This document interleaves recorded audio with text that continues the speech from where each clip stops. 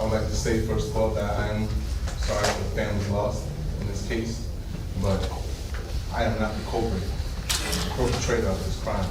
Yes, I have made mistakes before, now, later, and I probably will continue to make mistakes because I am human. That does not make me a killer. In 2018, there was a rather cold statement from Brooklyn's district attorney, Eric Gonzalez. A man identified as Kwahuru Govan, aged 40, who once resided in Gates Avenue in Bushwick, Brooklyn, was convicted of the murder of 17-year-old Sharabia Thomas and was sentenced to 25 years to life imprisonment for the crime that had haunted the community since 2004. Sharabia's remains were discovered in the most horrific way, stuffed in 2 white laundry bags left in an alley right by 130 Palmetto Street. Her injuries told a brutal story: blunt force trauma to her head, face, and torso, with ligature marks on her wrists and ankles. Cause of death? Asphyxia by neck compression. Back then, DNA testing from the assault evidence kit didn't yield any results, but fast forward to 2016, the cold case squad decided to try again. This time, they took fingernail clippings from the autopsy and a full male DNA profile emerged. It was entered into the national database and it matched Kwahuru Govan. His DNA had been in the system since a 2014 arrest for armed robbery in Florida. But Govan wasn't just any suspect, he had more skeletons in his closet. The police discovered a notebook among his prison belongings containing a sketch of a chair-like device designed to restrain women. The ligature marks on Sharabia matched the restraints depicted in his design. And if that wasn't horrifying enough, Govan is also tied to another gruesome case: the murder and dismemberment of his 19-year-old cousin, Rashawn Brazel, who lived just across the street. Govan called his gay cousin an abomination, yet still denied any involvement in the killing. But his attempts to dodge justice didn't work. In 2018, he was convicted of Sharabia's murder and sentenced by Justice Joanne Quinones to 25 years to life.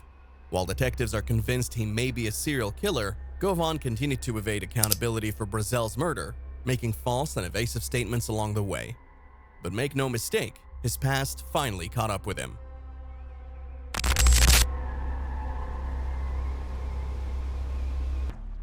In 1982 through August 11th, 1983, with premeditated intent to cause her death, I strangled Shonda L. Summers to death.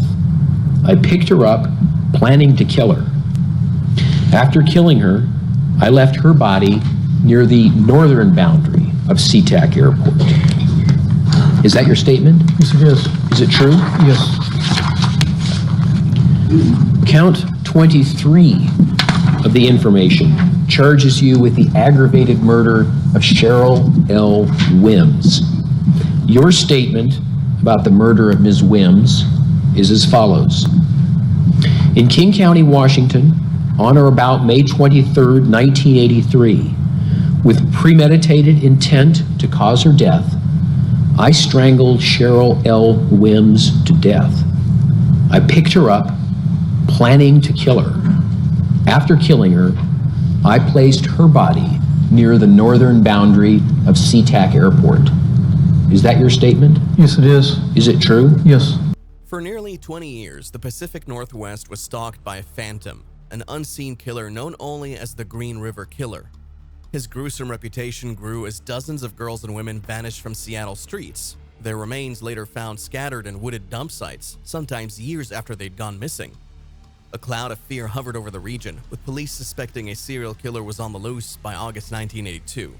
A special task force was quickly assembled, and one name kept surfacing: Gary Ridgway. Ridgway first caught the attention of investigators in 1983 when a witness reported seeing a missing prostitute getting into his truck. Despite denying the claims, Ridgway passed a polygraph in 1984, which only deepened the mystery. But detectives were relentless. They dug up a 1982 report showing police had found him with another prostitute in a parked car. 2 years later, a body was discovered nearby. In 1987, the net seemed to tighten when law enforcement secured a search warrant for his home and workplace. But once again, Ridgway slipped through their fingers. Nothing they found, carpet fibers, ropes, or even a DNA sample, could conclusively link him to the murders at the time. The DNA technology just wasn't there yet. Then, in 2001, everything changed. With the advent of more advanced DNA testing, Ridgway's DNA was matched to semen samples recovered from several victims. The specter haunting Seattle finally had a face. On December 18, 2003, Gary Ridgway stood in front of King County Superior Court Judge Richard A. Jones and heard his fate. 48 life sentences, each without the possibility of parole, to be served one after the other. As if that wasn't enough, an additional 480 years were tacked on, 10 years for each of the 48 victims. In a plea deal that spared him from the death penalty, Ridgway, then 54, stood emotionless in a packed courtroom, surrounded by the weeping families of his victims and countless investigators. With cold detachment, he repeated the word guilty 48 times, one for each life he had taken. Later, another life sentence was added after the remains of a 49th victim was discovered. Ridgway ultimately confessed to more confirmed murders than any other serial killer in American history. During months of relentless police and prosecutor interviews, he admitted to 48 murders, 42 of which were already on the authorities' radar as probable Green River Killer victims. But the confessions didn't stop there. In February 2004, chilling videotaped interviews began to emerge. Ridgway initially told investigators he'd taken the lives of 65 women. Then, in a later interview, he upped the number to 71. He went on to reveal details he had kept secret until after his sentencing. He had sex with his victims before killing them and, in many cases, even afterward. He admitted he targeted prostitutes because they were easy to pick up and he hated most of them. As the interviews continued, he confessed that he'd started burying his later victims to resist the compulsion for necrophilia. Speculation swirled for years that the body count could be even higher, and in 2013, Ridgway himself confirmed those fears, claiming he had murdered over 80 women. His targets were not defined by race or ethnicity, but by their vulnerability. They were almost all young women and girls aged 14 to 26, often working as prostitutes or living on the edge, scraping by in desperate circumstances.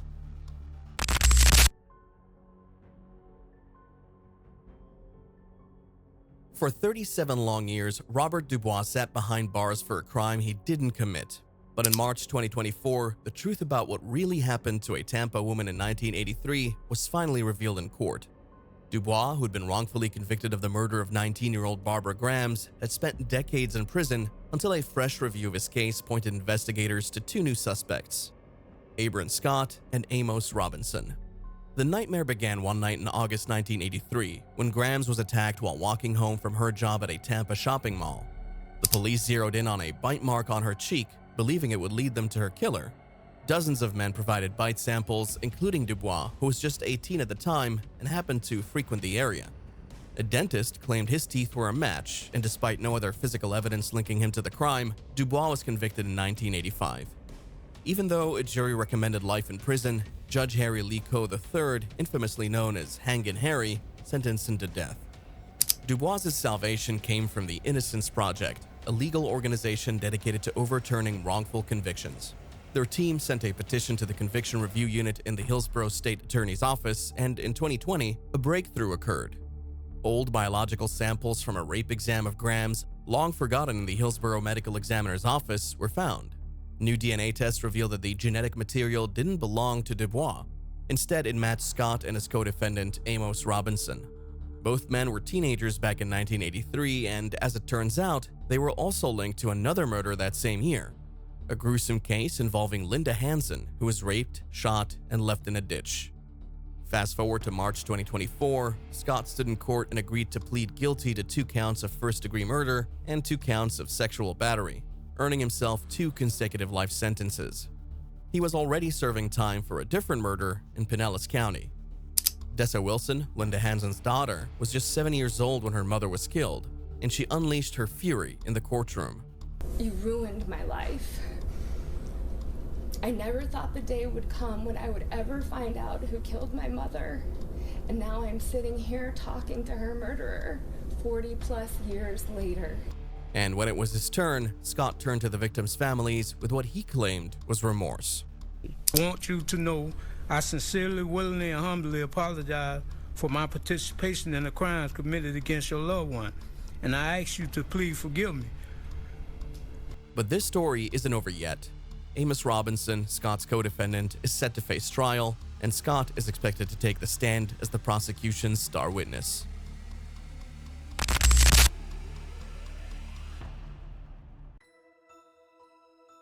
Let's talk about Anthony Sanchez. In 2023, this guy became the center of a case that haunted Oklahoma for decades. Imagine a dance student, just 21 years old, full of life and promise, suddenly snatched away in 1996. Her name was Julie Buskin. She just wrapped up her last term at the University of Oklahoma when she was abducted from her apartment complex's parking lot. Hours later, her body was found near a lake on the outskirts of Oklahoma City, bound, raped, and shot in the head. A crime so cold it seemed like it would never be solved. Fast forward years later, and Sanchez is already in prison on a burglary charge. Out of nowhere, a DNA test from the crime scene hits a match. The DNA from Buskin's clothing pointed straight at him. Just like that, the case goes from ice cold to burning hot. Sanchez was convicted and sentenced to death in 2006, but this is where it gets even wilder. On the day of his execution, Sanchez still swore up and down he was innocent. "I didn't kill nobody," he protested, strapped down in the death chamber at the Oklahoma State Penitentiary. The room was tense, to say the least. Then, right before the lethal drugs took effect, a little drama. The oxygen monitor malfunctioned, and a team member had to rush in to fix it. But Sanchez's fate was already sealed. The Supreme Court had just denied a last-minute plea for a stay of execution. 11 minutes later, he was gone. But the thing is, Sanchez didn't even file a clemency request, which most people saw as his last shot at avoiding execution. Instead, he slammed his former lawyers and thanked his supporters, including a spiritual advisor who stood by him until the very end. Was it defiance or a last grasp at proving his innocence? Meanwhile, the memory of Julie Buskin lived on in a different way. She wasn't just a victim. She was a talented ballerina, remembered through a scholarship set up in her name at the College of Fine Arts. Her family chose not to attend Sanchez's execution, but Oklahoma Attorney General Gentner Drummond spoke for them, saying Julie was murdered 26 years, 9 months, and 1 day ago. The family has found closure and peace.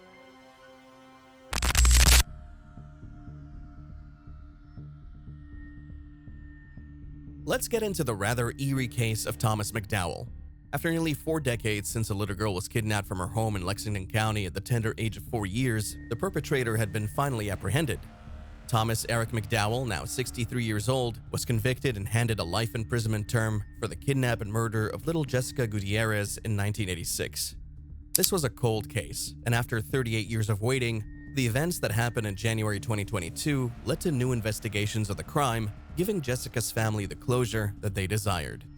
The story starts on June 6, 1986, when a little girl, Jessica Gutierrez, disappeared from her home at South Lake Drive.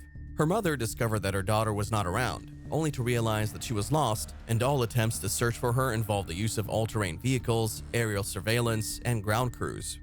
Despite their efforts, the team couldn't locate any trace of Jessica. The case remained unsolved until a fresh look was decided in 2021 with the cooperation of the Sheriff's Department, FBI, and State Law Enforcement Division. What they discovered was a link between Jessica's mother and McDowell. The two had dated briefly around the time of Jessica's disappearance. McDowell was arrested near his home in Wake Forest, North Carolina in January 2022, and soon after, the trial began.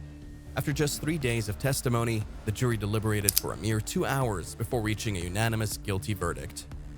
The prosecution's case focused on several damning pieces of evidence. First, they pointed to McDowell's fingerprint found on a window pane at the Gutierrez's home, a match to him. Then there was his noticeable change in appearance after Jessica went missing. From long hair, a thick beard, and a cowboy hat to a completely different look. Cut hair, a shaved beard, and no hat. Why was this important? Because Jessica's sister, Rebecca, the only witness to the crime, described the kidnapper as wearing a magic hat when she was just 6 years old. Moreover, another witness, who was in jail together with McDowell in North Carolina, also came forward and said that he told him about killing a 4-year-old girl. As much as the defense stated that there was not sufficient tangible evidence to substantiate claims and noted that the witness statements had changed over the years, this could not sway the jury. When the decision was made and the final sentence was pronounced, it became an atmosphere of relief and tears for Jessica's family, while McDowell, on the other hand, portrayed no emotion. After that, he switched to an orange prisoner's clothing, which made the severity of his sentence very visible. Afterwards, outside the courtroom, Deborah, Jessica's mother, spoke to the media, telling everyone that they finally got justice after waiting for almost 40 years.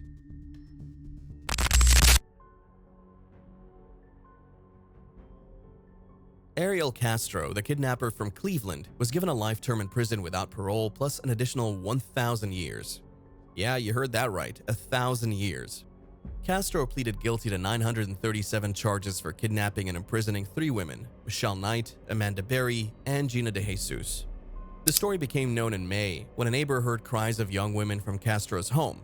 The said neighbor assisted Amanda Berry in escaping, and it was not long before the heinous acts of Castro were revealed, and these women were found to have been held captive in Castro's house for a decade. One by one, he kidnapped them, trapping them in his house of horrors. After his arrest, the details were even more horrifying. The victims revealed how Castro kept them chained to a pole in his basement, assaulted them repeatedly, and subjected them to unimaginable abuse. He even forced Amanda Berry to give birth in a plastic kiddie pool. Michelle Knight, who suffered the longest, was beaten 5 times to induce miscarriages after she became pregnant. Castro only managed to avoid the death penalty by striking a plea deal with prosecutors, admitting to his crimes and accepting his fate. The courtroom was filled with raw emotion on sentencing day. Michelle Knight faced her captor and delivered a powerful statement. You said at least I didn't kill you. You took 11 years of my life away, and I have got it back. I spent 11 years in hell. Now your hell is just beginning. The judge, Michael Russo, didn't mince words either. As he handed down the sentence of life without parole plus 1,000 years, he made it clear there was no place in this world for someone like Castro. Thanks for watching. These stories show justice can finally come, even after decades, but it raises a big question. How many more cases are out there waiting for the truth? What do you think? Does justice delayed still count, or is it too late for those who've suffered? Share your thoughts in the comments, and don't forget to like, subscribe, and hit the bell for more stories like this.